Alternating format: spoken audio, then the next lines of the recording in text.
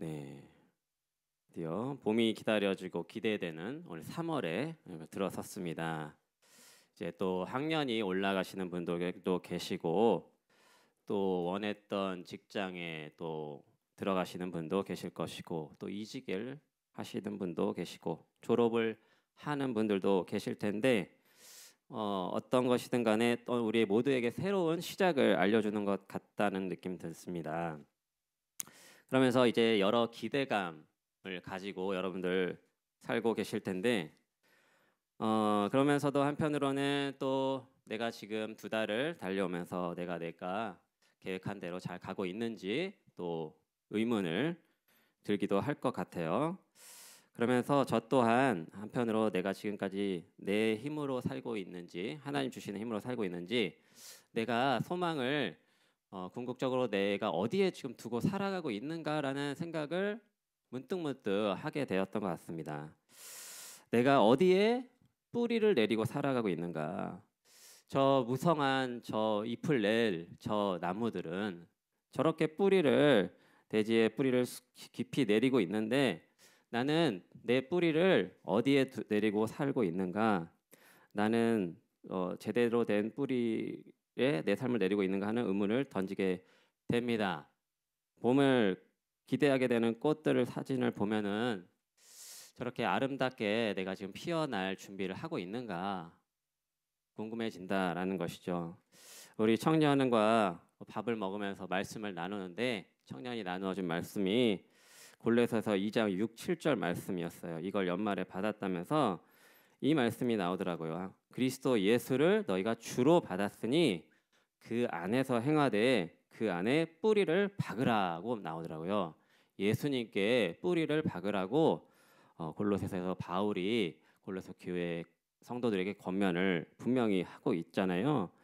여러분들 우리가 말씀 안에 시편에서도 1편에서 정말 무성한 저 가지 저 잎을 무성한 나무처럼 하나님의 말씀을 매일 날마다 묵상하고 따르는 자는 복이 넘칠 거라고 얘기하는데 정말 우리가 하나님의 그렇게 하나님은 우리가 삶이 풍성해지길 원하신다라는 거 우리가 알죠, 믿잖아요. 그런데 우리가 하나님 말씀 안에서 내 삶을 세워나가기 위해서 어떤 것들이 우리를 방해하는지 어떤 마음 자세로 우리가 또 살아가야 할지 오늘 말씀을 통해 나누기 원합니다. 오늘 본문에는 우리 제목이 엘리야와 사르밧 가브라고 했는데 예언자가 등장합니다. 엘리야는 유명한 예언자죠. 구약 성경이 여러분 39권이잖아요. 그리고 신약 성경이 몇 권이죠? 39, 27, 39권, 27권. 39권 중에 예언서가 그러면 모세오경, 율법서, 예언서, 그밖에 성문서가 이렇게 있는데 이 예언서가 몇 권이 되죠? 39권 중에 자그마치 15권이 돼요. 그래서 구약 성서에 있어서 이 예언이라는 그 위치가 엄청난 것이죠. 특별히 중요하다라는 것이죠. 근데 여러분 예언을 어떻게 이해하고 계십니까? 예언은 그냥 앞에 일어날 일을 말해주는 사람인가요? 아니죠. 한번 퓨터 화면을 보여주시면 이 예언자라고 했을 때 이 예언은 미래를 그냥 보여주는 저 예언이 아니고 일본말로는 막기다, 아즈까루에 해당하는 저 예자를 쓴단 말이에요. 그래서 그냥 장래를 예고하는 역할을 의미하는 저 가운데 예언자와는 구별해서 어디까지나 하나님의 말씀을 맞는 면을 강조해서 저렇게 쓰고 있습니다. 우리나라도. 그래서 오늘 예언자 엘리야는 등장하는데 이 엘리야는 북이스라엘의 예언자로서 여호와 하나님을 대적하는 바알 신에 맞섰습니다. 왜 그랬을까요? 바알 신을 숭배하는 오늘 본문의 배경에서는 북이스라엘의 아합 왕이 통치하던 시대였죠. 이 아합 왕은요 페니키아 지역에서 우리가 저렇게 사해와 갈릴리 호수가 보이고 저 지중해 연안 따라서 쭉 늘어선 저 페니키아를 보는데 오늘 등장하는 여인도 저 페니키아 땅의 사르밧이라는 곳에 있고요. 우리가 가나안 땅을 이스라엘 백성은 정복했는데 저 페니키아와 가나안 땅은 그냥 갈멜산을 기준으로 해서 큰 문화적 차이는 없고 그냥 위치의 차이, 언어도 굉장히 비슷하고. 그런데 북이스라엘 땅에 이 아합 왕은 페니키아와 우호 관계를 맺으면서 페니키아의 시돈을 태생인 엣바알의 딸 이세벨과 결혼을 해가지고 그들이 섬기는 바알 제단을 북이스라엘의 수도 사마리아에 딱하니 세워가지고 숭배를 했어요. 그랬더니 물론 그렇게 해가지고 이 당시 페니키아 지역은 경제적으로 정치적으로 굉장히 성공했기 때문에 이 아합 왕의 명성도 엄청 났더라고요. 살마네셀 3세라고 하는 아수르 왕이 있었는데 그 사람의 비문에 이 반아수르 세력의 하나로 아합 왕을 언급하고 있어요. 그런데 이렇게 북이스라엘이 페니키아와 이렇게 교류하여서 그곳의 여왕을 맞이하여서 경제적으로 발전했지만 하나님의 분노를 사게 되었습니다. 그런데 이렇게 그들이 섬겼던 하나님의 분노를 사게 만든 이 바알 왕은 당시에 어떻게 사람들에게 인식되었길래 그렇게 많이 성경 곳곳에서 사람들이 바알 왕을 섬겼는지, 이 바알 왕이라는 건 어떠한 어떠한 신인지 저렇게 묘사가 되어 있는데, 그 당시에 이제 페니키아와 가나안은 똑같이 문화적으로 비슷했는데 가나안의 종교를 살펴보면 페니키아도 마찬가지고 전형적으로 그냥 다신교예요. 신들의 만신전이 그때도 있었다는 거죠. 여러 신들을 모시는 곳이 있었고 그 최고 정점에 엘이 있었고, 그 사람은 굉장히 그냥 상징적인 존재라고 한다면 바알은 생기발랄한 영웅적인 신으로 묘사가 됩니다. 그래서 아까 사진을 다시 보여주시면 이 소 뿌리가 달린 투구를 쓰고 우레소리를 표현하는 곤봉을 치켜들고 다른 손에 이제는 이 길다란 번개창을 들고 있는 거예요. 그래서 우레소리, 번개, 그러니까 이렇게 자연계의 질서를 가져오는 신으로 섬겨졌던 것이죠. 비가 와야 농사를 잘 짓고 우리들의 삶이 풍성해지니까 이 바알을 잘 섬겨야 우리들의 삶이 풍성해질 거라고 이스라엘 민족들도 그렇게 가나안의 이 바알신을 엄청나게 열렬히 섬겼던 것입니다. 그리고 이제 자연계의 질서를 가져올 뿐만 아니라 이 혼돈의 신 무트를 무찔렀다는 이 내용이 이제 바알 신화에 나오는데, 그렇게 해서 혼돈의 세력을 물리쳤으니 자기가 질서를 가져오는 신이다라고 믿어졌던 것이죠. 그리고 또 이제 그 스스로가 자연계의 그 순환을 상징하는 신으로서 소생하고 그러니까 죽었다가 다시 부활하는 것으로 바알 신화에 묘사되고 있어요. 우리 아세라 여신이 바알 신과 같이 짝지어서 나오는데, 아세라 여신이 바알의 부인이자 자매로서, 이 아세라 여신이 바알이 이제 바알이 그 지역 가나안 지역에서 팔레스타인 지역에서 건기가 이제 여름이고 우리나라랑 일본이랑 반대죠. 이제 우기는 10월부터 가을부터 시작이 되는데, 이 우기의 시작에는 막 이제 살아서 이렇게 비도 내리고 하지만 건기에는 이제 죽어서 땅에 저승으로 묻혔다. 근데 아세라 여신이 그를 다시 일으켜 세우신다. 그렇게 가지고 이가 둘이 합쳐져 가지고 생명을 계속해서 순환시키는 그러한 이렇게 대중적으로 주목받고 굉장히 신비로운 모습으로 묘사가 되어 있습니다. 그런데 이 바알을 숭배한다는 것은 무엇을 의미합니까? 하나님께서 이 세계를 지으셨고 자연 세계를 운행하고 계시고 인간의 세상을 풍요하게 하신다는 그 사실을 정면으로 도전하는 것이죠. 오늘 엘리야 이야기를 통해서 정말로 이 엘리야는 하나님 엘리야를 통해서 우리에게 보여주시는 것입니다. 정말로 바알이 이 이스라엘 땅에 정말 풍요를 보장하는 신인가, 도전장을 내밀고 있습니다. 그래서 오늘 말씀의 첫 번째 교훈은 바알이 아니라 여호와 하나님이 온 자연을 다스립니다. 입니다. 오늘 17장 1절에서 엘리야의 입을 통하여서 아합에게 이렇게 정면으로 경고하고 있습니다. 17장 1절을 같이 읽어보겠습니다. 길르앗에 우거하는 자 중에 디셉 사람 엘리야가 아합에게 말하되 내가 섬기는 이스라엘의 하나님 여호와께서 살아계심을 두고 맹세하노니 내 말이 없으면 수년 동안 비도 이슬도 있지 아니하리라. 매해 바알이 살아있다면 매해 비가 내리고 우기가 되면 비가 내려야 되겠지만 아니야. 내가 수년 동안 그 비를 못 내리게 하겠어. 그거를 내가 자연을 내가 다스린다는 걸 보여줄 거야 라는 걸 아합에게 말하고 있는 셈이죠. 그리고 나서 이제 비도 안 오니 뭐 먹을 것을 어떻게 얻겠습니까?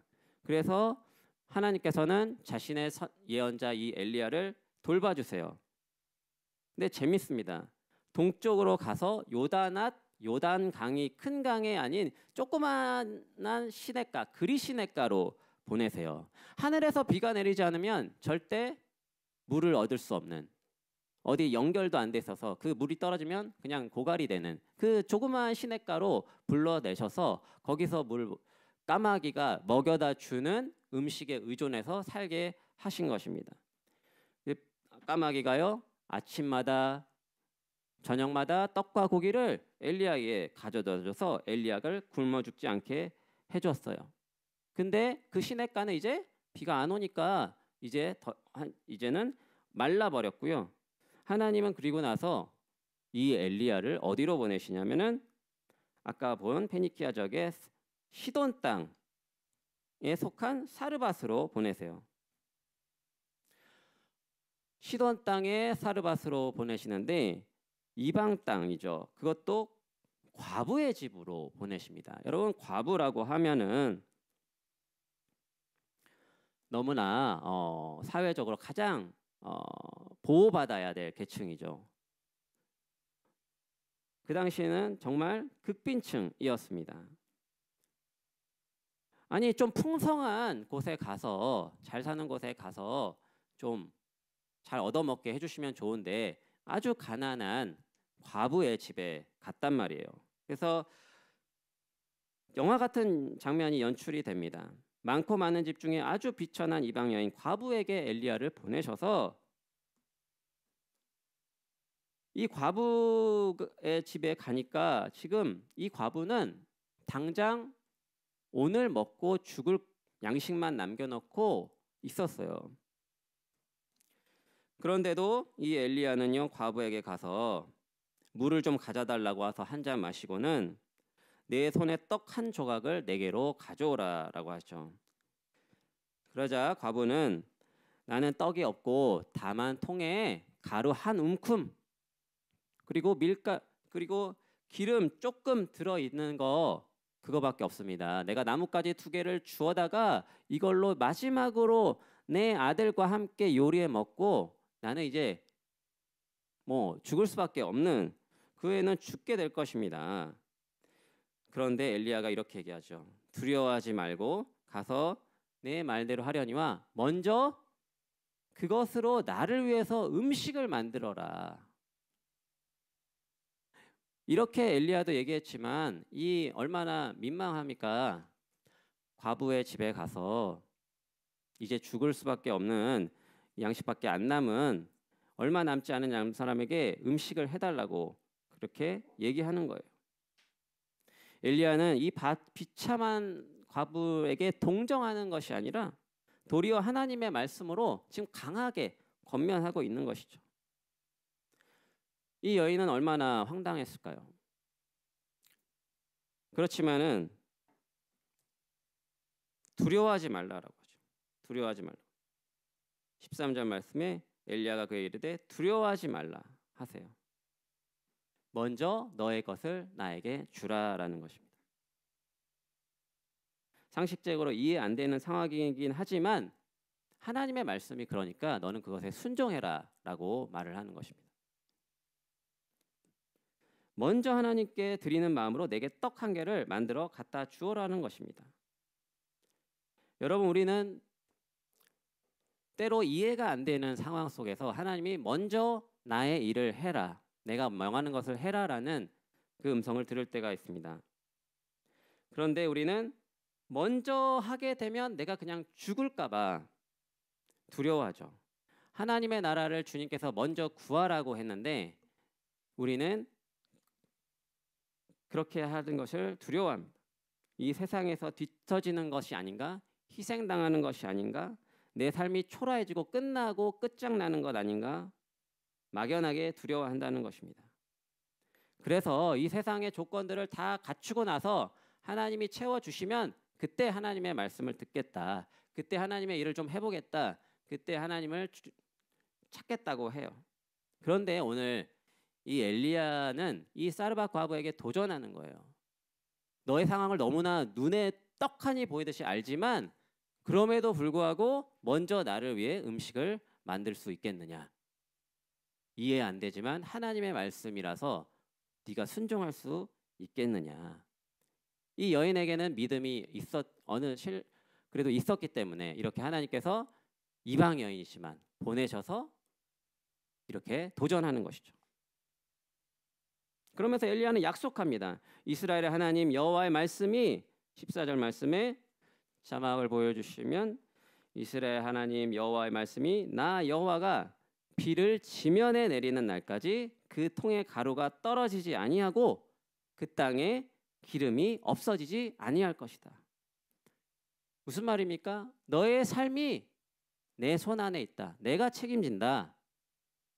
내가 비를 내리는 것도 내가 작정하는 거고 비가 언제 올지는 모르지만 지금은 가뭄의 시기 아무것도 없고 아무것도 소망이 없는 때지만 그럼에도 불구하고 내가 그 통에 그 음식은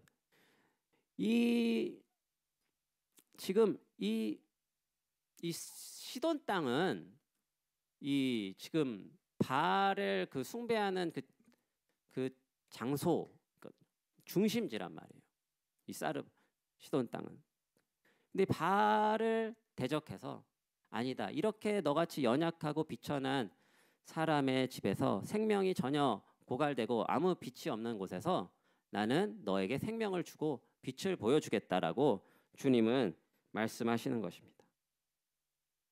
여러분, 하나님은 온 자연의 주인일 뿐만 아니라 우리의 삶의 인생의 주권자라고 오늘 말씀하고 있습니다.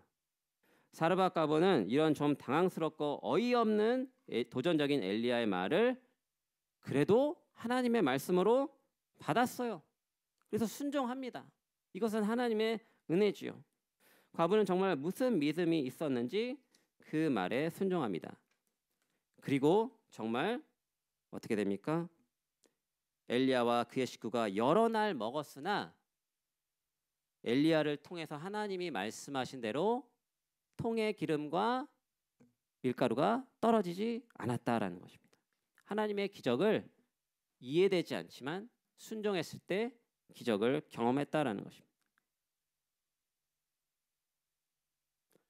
우리도 날마다 조금씩 하나님이 와 이런 일을 어떻게 하셨을까 기적 같은 간증을 할 때가 있죠. 고백을 하곤 합니다. 그러다가 이제 또 조금 어려운 일을 당하면 다시금 그게 무슨 하나님의 도움이었나는 듯이 완전히 새까맣게 잊어버리고 아무 일도 없었던 것처럼 다시 좌절하곤 합니다. 그런 어려운 일이 오늘 17절에 오늘 본문 말씀에 등장하고 있습니다. 오늘 17절 말씀 보여주시면은요. 이 일 후에 그 집 주인 되는 여인의 아들이 병들어 증세가 심히 위중하다가 숨이 끊어졌습니다. 이렇게 몇 날 수일 동안 그 음식이 끊어지지 않는 기적을 경험해서 좋았는데 여인의 아들이 병들어서 죽어버린 거예요. 이 아들만 보고 살아온 여인이었을 텐데 가장 자기 자신에게 소중한 존재를 잃어버리고 낙심하게 되었습니다. 그랬더니 이제 엘리야한테 이렇게 따지는 것이죠. 당신이 나의 죄를 생각나게 하려고 당신이 왔다라고. 또 아들을 죽이려고 왔냐고. 그렇게 분노하고 울분을 토하면서 엘리야에게 말을 하죠. 그렇지만 그 엘리야는 이 과부의 말을 듣고 마음이 아파했어요. 그것을 듣고 그 과부의 심정을 그대로 담아서 하나님께 기도했습니다. 하나님, 주께서 내가 이렇게 거하는 집 과부에게 재앙을 내려서 이 아들을 죽게 하셨습니까? 왜 죽게 하셨습니까? 이렇게 어렵게 살아가는 사람을 불쌍히 여겨 주십시오 라는 마음으로 이렇게 기도하고 그 아이 위에 몸을 3번 펴서 엎드려 여호와께 부르짖어 이른 것입니다. 그러자 여호와께서 엘리야의 소리를 들으시고 그 아이의 혼이 몸으로 돌아오게 하였습니다. 그러면서 여인은 아이가 살아났다는 기쁨보다 오늘 마지막 구절처럼 이렇게 얘기합니다. 여인이 엘리야에게 이르되 내가 이제야 당신은 하나님의 사람이시요 당신의 입에 있는 여호와의 말씀이 진실한 줄 알겠습니다. 내가 당신이 그동안의 그 기적을 뒤로 하고 당신이 정말 하나님의 사람이 맞나? 하나님이 정말 살아계신 건가? 왜 아이가 이렇게 죽게 되었는가? 결국 왜 나는 이 비참함에서 벗어나지 못하고 있는 것인가? 따지고 했지만 하나님은 그것이 아니다. 내가 너를 비참함 가운데 두려고 한 것이 아니다. 하나님의 말씀이 정말 이루어지고 하나님의 생명이 바알이 아니라 생명이 나에게 달려있다는 것을, 내 말이 진실하다는 것을 다시 한번 보여주신 것이죠.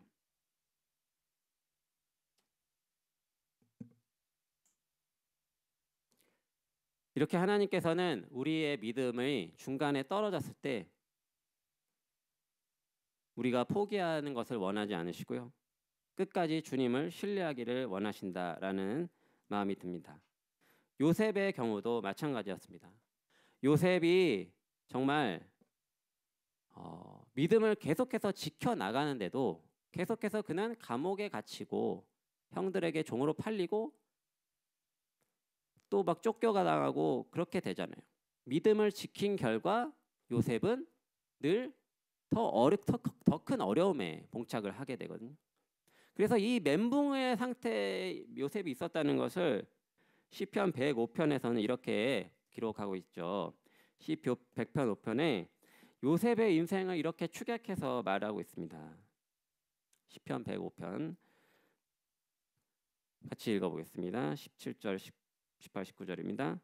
그가 한 사람을 앞서 보내셨으며 요셉이 종으로 팔렸도다. 그의 발은 착고를 차고 그의 몸은 쇠사슬에 매였으니 곧 여호와의 말씀이 응할 때까지라. 그의 말씀이 그를 단련하였도다.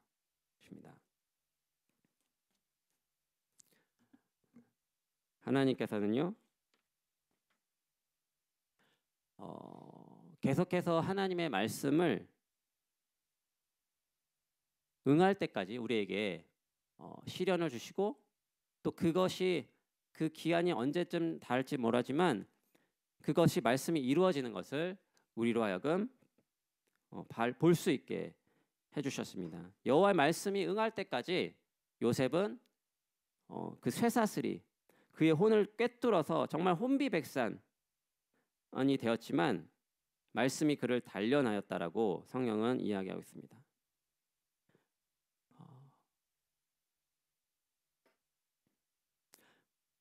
우리의 삶이 정말 하나님의 말씀이 이루어지는 것을 경험하는 것, 거기에 달려 있다라는 것을 저는 오늘 말씀을 통해서 보게 되었습니다. 우리는 우리가 세운 계획들, 우리의 뜻이 이루어지는 것이 행복이라고 생각하는 것 같아요. 그런데 내 욕망이 이루어지는 것이, 내 뜻이 이루어지는 것이 행복이고 우리들의 목표라고 성경은 이야기하지 않습니다.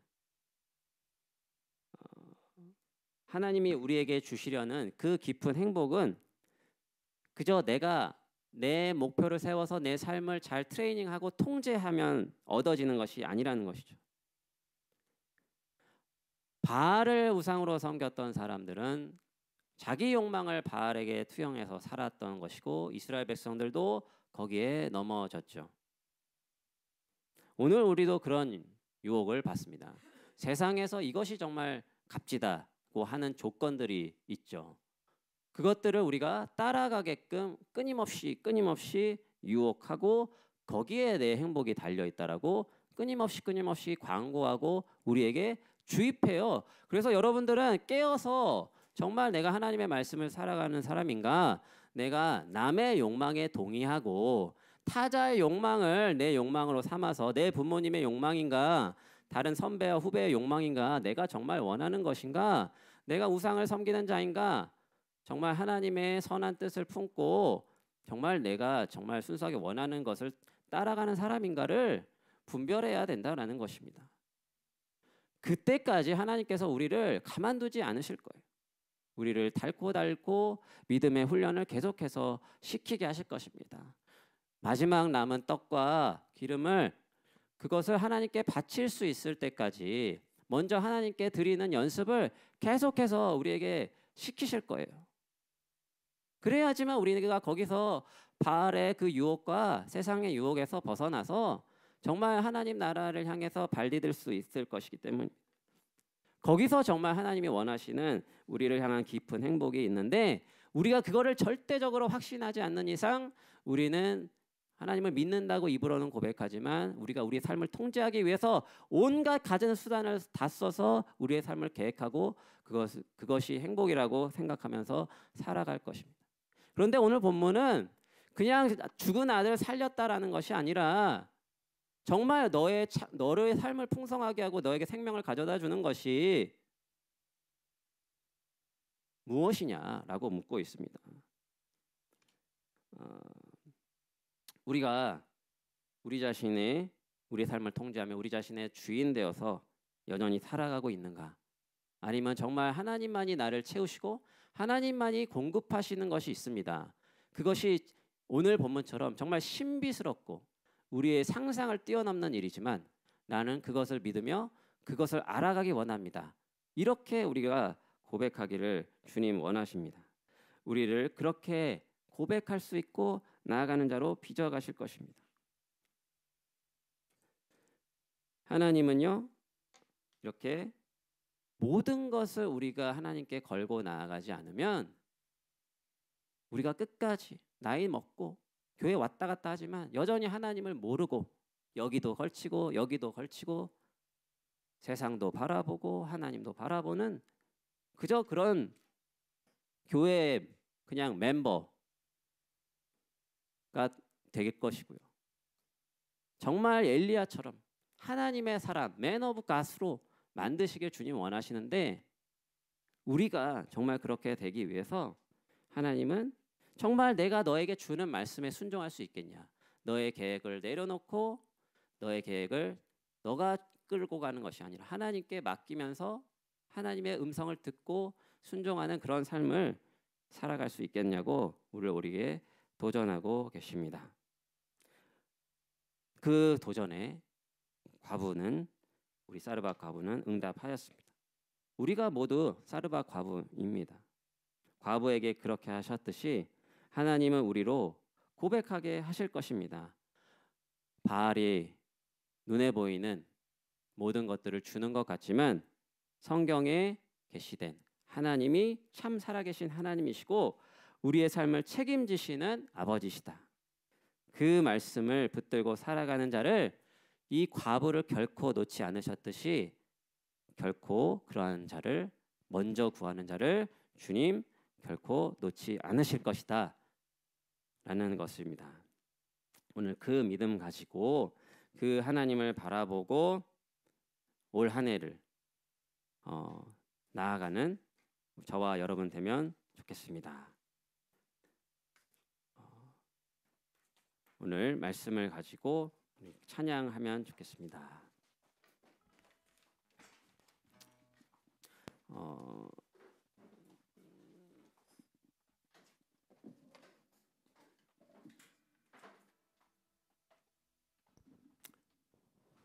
말씀이 우리 안에 살아서 정말 우리의 삶을 움직이기를 그 말씀이 신비한 말씀이 우리 삶에 정말 아름답게 펼쳐질 수 있도록 그 말씀을 의지하는 자가 되게 해달라고, 그 말씀에 우리의 삶이 달려 있다라고 이렇게 정말 고백하고 정말 삶에서 실천하는 우리가 되기를 소망하며 같이 찬양하겠습니다.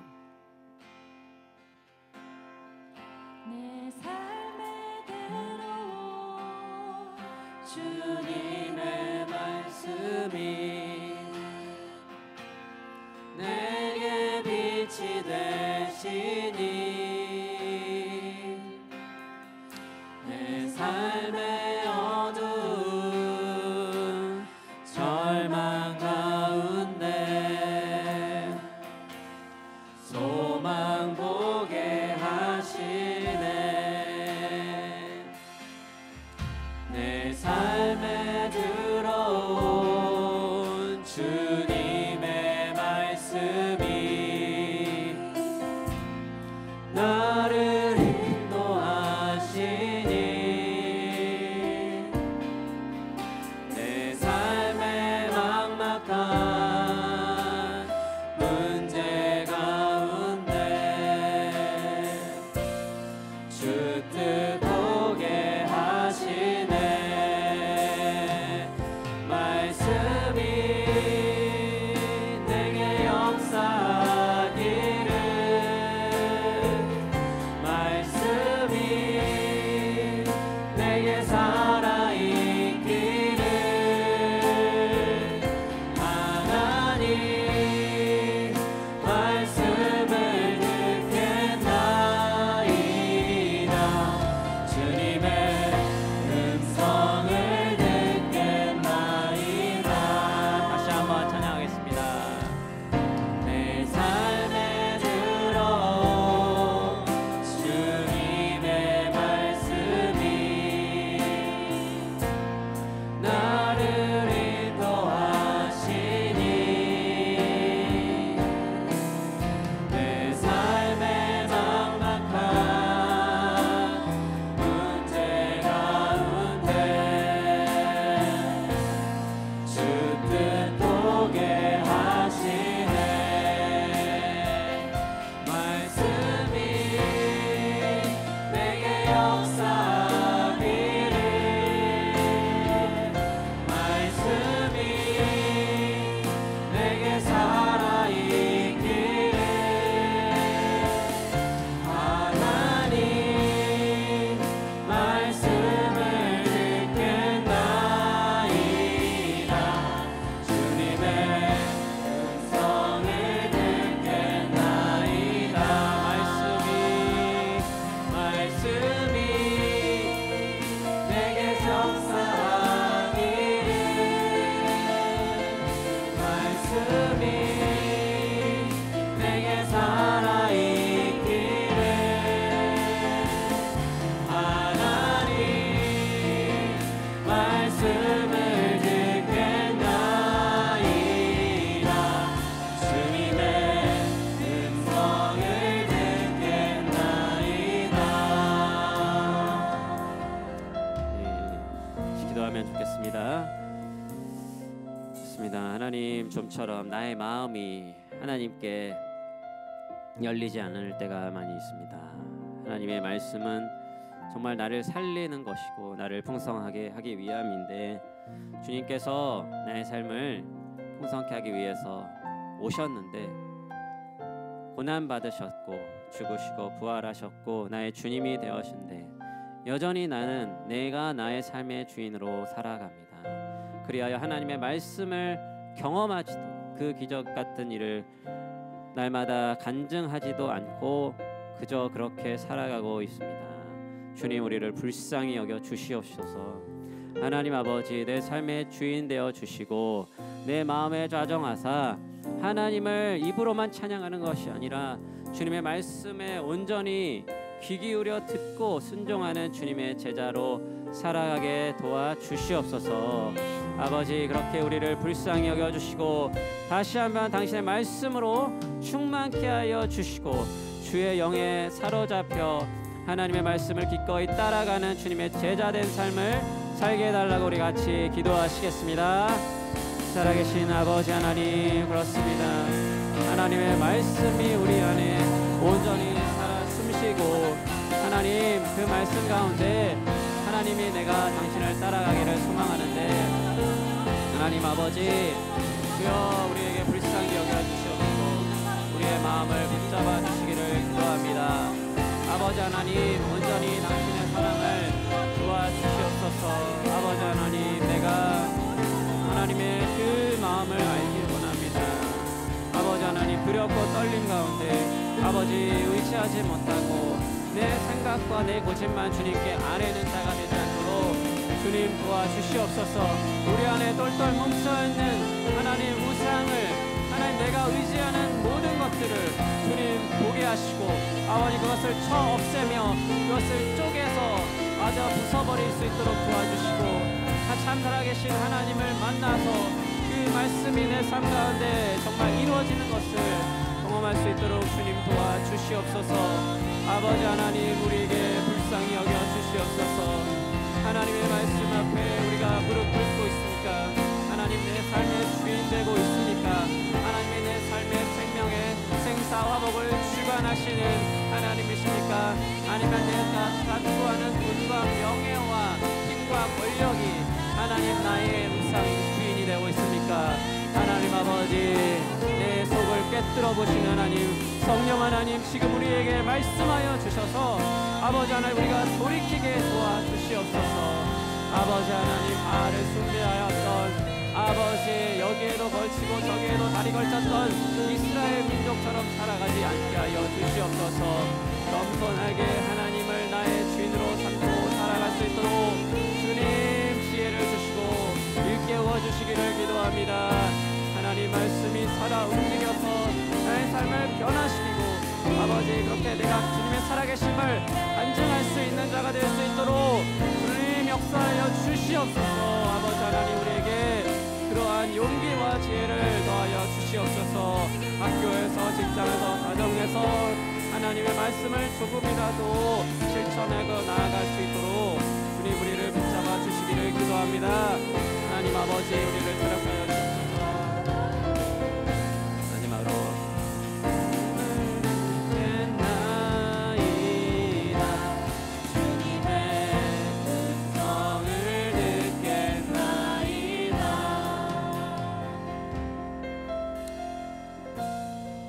하나님 아버지 감사합니다. 주님 우리는 입술로는 주님이 나의 주인이시고 나의 생사화복을 주관하시고 나를 지으신 하나님이심을 고백하지만 나의 삶은 주님 온전히 나의 욕망과 나의 계획으로 똘똘 뭉쳐져 있었고 하나님은 그것을 위한 보조수단에 불과했을 때가 많았음을 고백합니다. 주객이 전도되어 살아가는 삶을 그치게 하시고 하나님 앞에 내 삶의 중심이 어디에 있는지 내 삶이 어디에 뿌리를 내리고 있는지 돌아보게 하여 주시옵소서.